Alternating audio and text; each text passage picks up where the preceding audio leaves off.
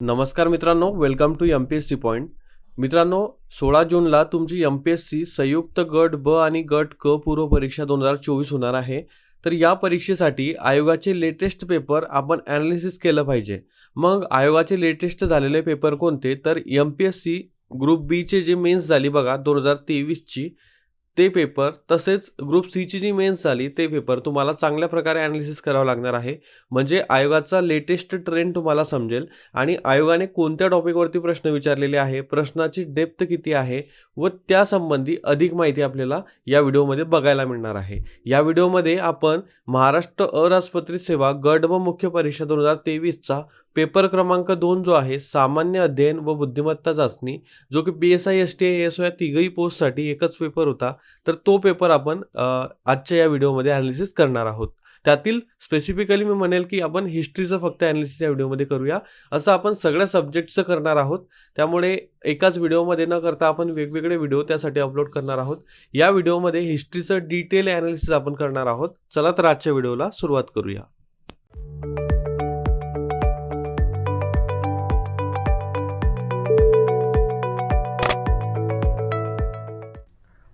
बघा, तुम्हाला माहित असेल की मेन्सला हिस्ट्रीचे एकूण 10 प्रश्न विचारले जातात.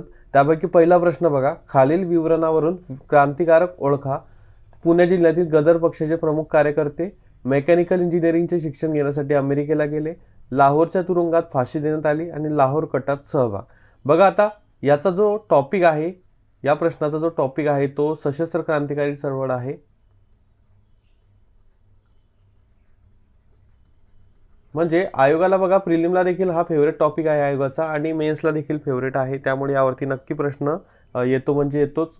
तर आपल्याला क्रांतिकारक ओळखायचे आहे, ज्यांच्याविषयी हे 4 स्टेटमेंट दिलेली आहे. तर ती कोणत्या क्रांतिकारकाविषयी आहे ते आपल्याला ओळखायचे आहे. बघा, पहिला ऑप्शन आहे शिवराम हरी राजगुरू, विष्णू गणेश पिंगळे, सेनापती पांडुरंग बापट आणि अनंत लक्ष्मण कान्हेरे. आता बघा, यापैकी योग्य उत्तर जे आहे ते विष्णू गणेश पिंगळे हे आहे. कारण लाहोर तुरुंगात फाशी देण्यात आली असं बऱ्याच पुस्तकांमध्ये त्यांच्याविषयी लिहिलेलं आहे. त्यामुळे तुम्हाला त्या एका स्टेटमेंटवरून आयडिया येऊन जाते की विष्णू गणेश पिंगळे हे यांचं उत्तर असेल. तर लाहोर कटात सहभाग देखील त्यांचाच होता.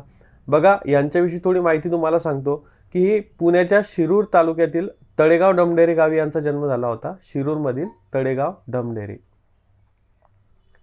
आणि 1911ला ते गदर पक्षाशी देखील संबंधित होते. बघा, 1911ला त्यांचे इंट्रोडक्शन झालं होतं गदर पक्षाशी अमेरिकेच्या. पुणे जिल्ह्यातील गदर पक्षाचे म्हणूनच ते प्रमुख कार्यकर्ते होते. जर तुम्ही यांच्याविषयी वाचलं असेल तर तुम्हाला या प्रश्नाचं उत्तर क्लिक होऊन जातं. आणि लाहोर सेंट्रल जेलमध्ये त्यांना फाशी देण्यात आली होती. लाहोर कटात देखील त्यांचा सहभाग होता. तो सहभाग 1913ला होता. आणि बघा, गदर पक्षाविषयी थोडी महत्त्वाची माहिती तुम्हाला सांगतो. गदर पक्ष तर या गदर पक्षाची स्थापना जी आहे ती 25 जून 1913ला झालेली आहे. पाठच करून ठेवा. आणि स्थापना लाला हरदयाल यांनी केलेली आहे. आणि कुठं केलेली आहे तर सॅन फ्रान्सिस्को येथे केलेली आहे त्यांनी ती स्थापना अमेरिकेमध्ये. तर या गदर पक्षाचे जे अध्यक्ष ते तुमच्या पाठ असले पाहिजे. आपल्याला बघा, स्थापना कोणी केली विचारलं तर लाला हरदयाल हे उत्तर येतं. पण जर अध्यक्ष विचारले तर सोहन सिंग भाकना हे अध्यक्ष होते. सोहन सिंग भाकना.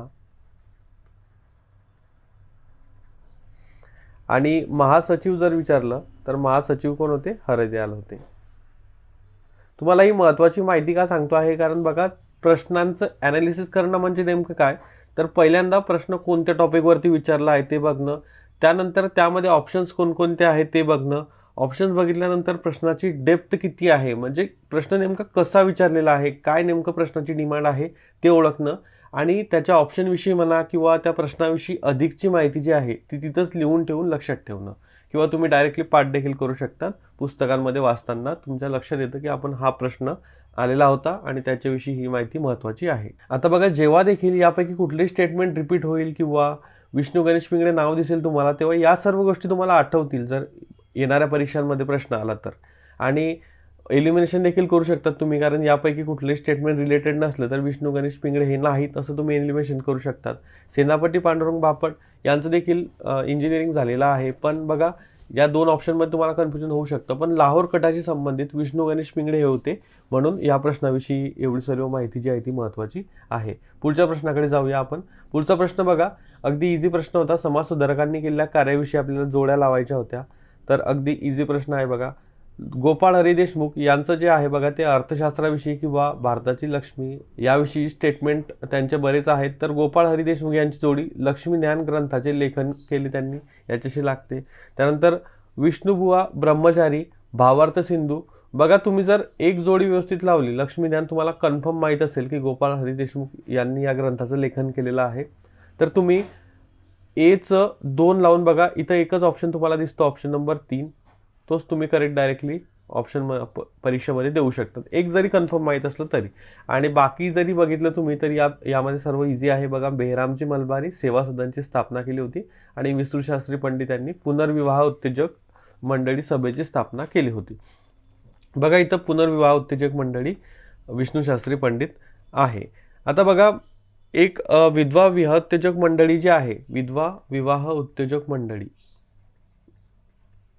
विधवा विवाह उत्तेजक मंडळी, तर या मंडळीची स्थापना कोणी केलेली आहे हे तुम्हाला माहीत असलं पाहिजे. या मंडळीची स्थापना जी आहे ती रानडे यांनी केलेली आहे 1865 मध्ये. आणि पुनर्विवाह उत्तेजक मंडळीची विष्णुशास्त्री पंडित यांनी केलेली आहे. सो हे लक्षात ठेवा, थोडं कन्फ्युजन होऊ शकतं म्हणून तुम्हाला इथेच क्लिअर करून दिलं. पुढच्या प्रश्नाकडे जाऊया आपण. बघा 17 ऑगस्ट 1932च्या दलितांना स्वतंत्र मतदारसंघ देणारा जाती निवाडा कोणत्या ब्रिटिश पंतप्रधानांनी जाहीर केला? प्रत्येक पुस्तकामध्ये माहिती दिलेली आहे बघा. रॅमसे मॅकडोनाल्ड यांनी हा जाहीरनामा किंवा जाती निवाडा जो आहे 1932चा तो जाहीर केला होता. या जाहीरनाम्यामुळे दलितांना स्वतंत्र मतदारसंघ प्राप्त झालेले होते. आणि याचा टॉपिक जर तुम्ही बघितला मित्रांनो, बघा वरच्या प्रश्नाचा मी तुम्हाला टॉपिक नाही सांगितला, तर टॉपिक आहे याचा बेसिकली समाज सुधारक हा टॉपिक आहे, समाज सुधारक. आणि या प्रश्नाचा जो टॉपिक आहे तो राष्ट्रीय चळवळ आहे बघा. राष्ट्रीय चळवळ संबंधी हा प्रश्न आहे, राष्ट्रीय चळवळ.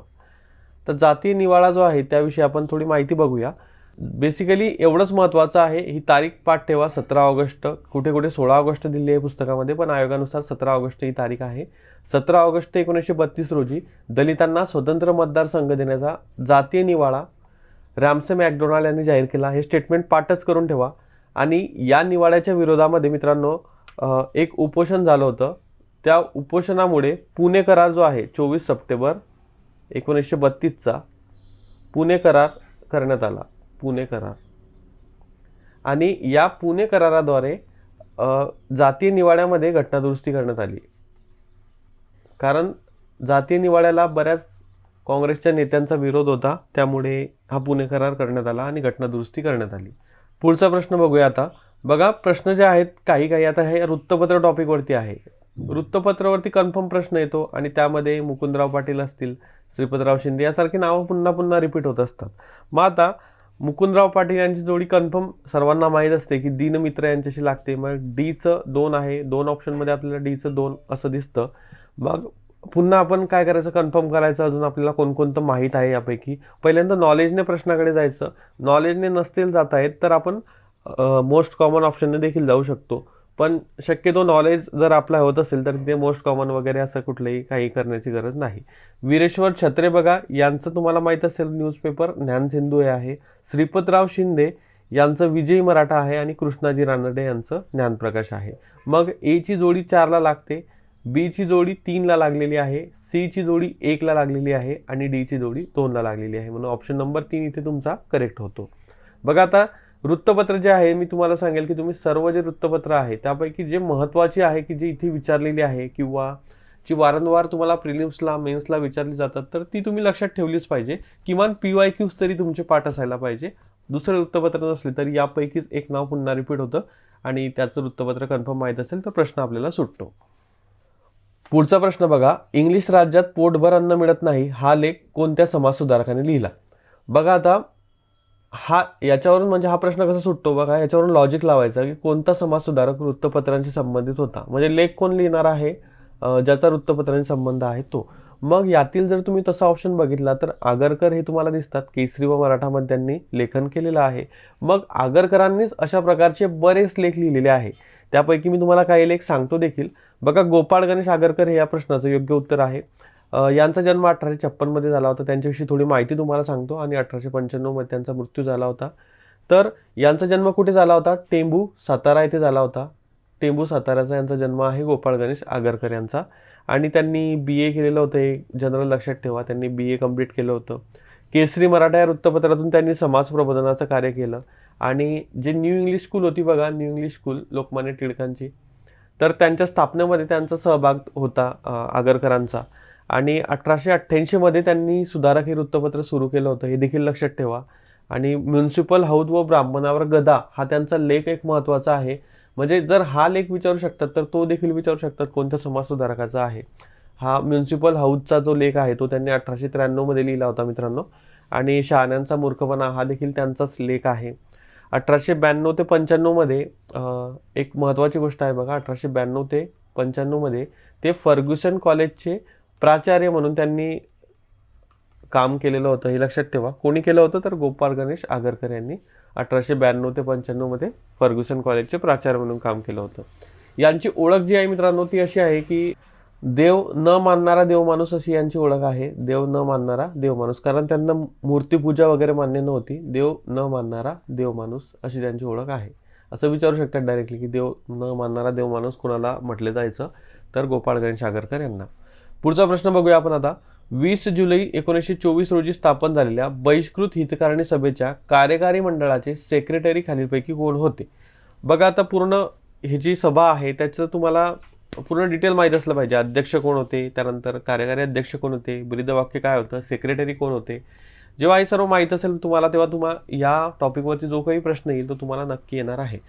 या प्रश्नाचा टॉपिक जो आहे तो दलित चळवळ आहे, दलित चळवळ. आणि वरच्या प्रश्नाचा समाजसुधारक आहे.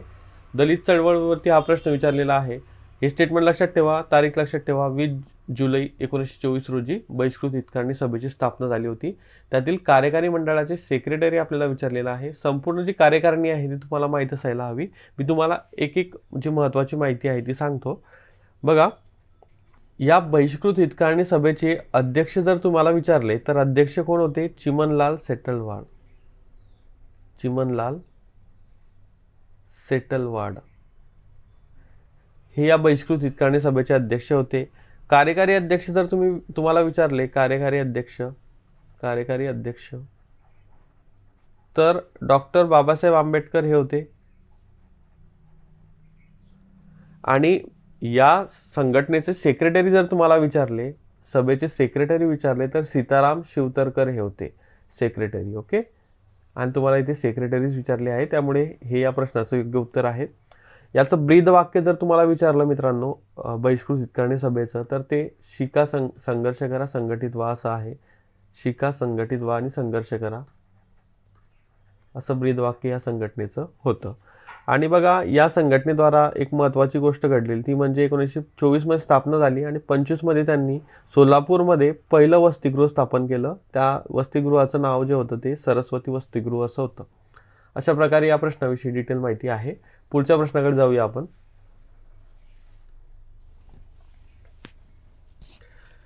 पुढचा प्रश्न बघा, डिप्रेस क्लासेस मिशन विषयी आहे. हा देखील प्रश्न जो आहे तो दलित चळवळीशी संबंधित आहे. म्हणजे याचा टॉपिक जो आहे तो दलित चळवळ आहे.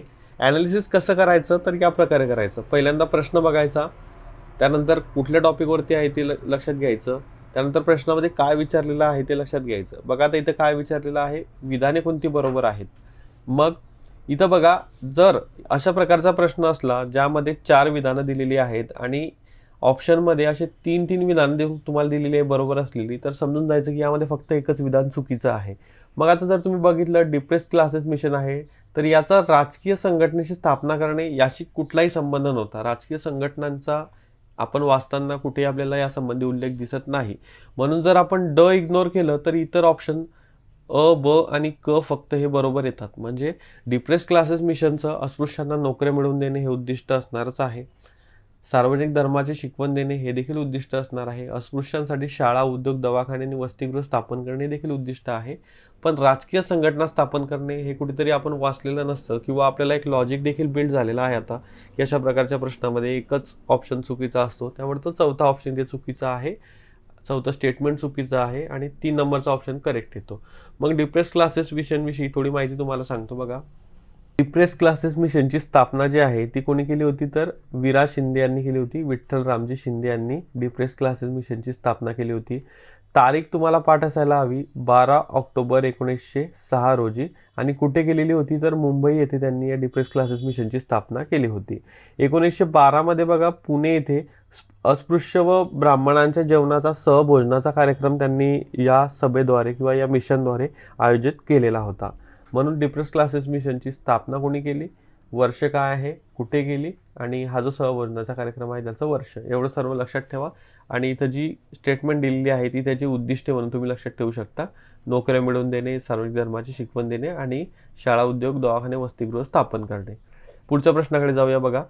78 नंबरचा प्रश्न आहे आपला हिस्ट्रीचा.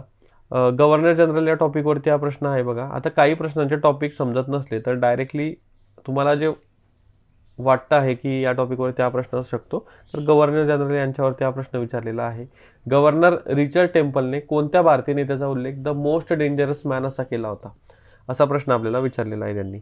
मग द मोस्ट डेंजरस मॅन म्हणून आपल्या सर्वांना माहीत आहे की म गो रानडे हे ओळखले जातात. महादेव गोविंद रानडे हे मोस्ट डेंजरस मॅन म्हणून त्यांचा उल्लेख केला होता रिचर्ड टेम्पल याने. मग रानडे यांच्याविषयी थोडी माहिती तुम्हाला सांगतो बघा. रानडे जे आहेत त्यांचा जन्म 1842 मध्ये झाला होता आणि 1901 मध्ये त्यांचं निधन झालं होतं. तर यांना महाराष्ट्र प्रबोधनाचे जनक म्हणतात, तसेच हिंदी अर्थशास्त्राचे जनक म्हणतात. यांचा जन्म जो आहे तो निफाड, नाशिक येथे झाला होता. निफाड, ओके. आणि त्यांचं शिक्षण जे आहे ते MA झालेलं आहे. तसेच त्यांनी 1865ला मी तुम्हाला अगोदर देखील सांगितलं विधवा विवाहोत्तेजक मंडळीची स्थापना केली. आणि यांचा सहभाग जो होता तो प्रार्थना समाजाच्या स्थापनेत देखील यांचा सहभाग होता. कोणाचा? न्यायमूर्ती म गो रानडे यांचा. पुढचा प्रश्न आहे बघा. खालीलपैकी चुकीची जोडी ओळखा. आता आपल्याला चुकीची जोडी म्हणजे हे जर स्टेटमेंट तुम्ही बघितलं तर सिंग्युलर तुम्हाला विचारलेलं आहे. एकच जोडी, चुकीच्या जोड्या ओळखा असं म्हटलेलं नाही.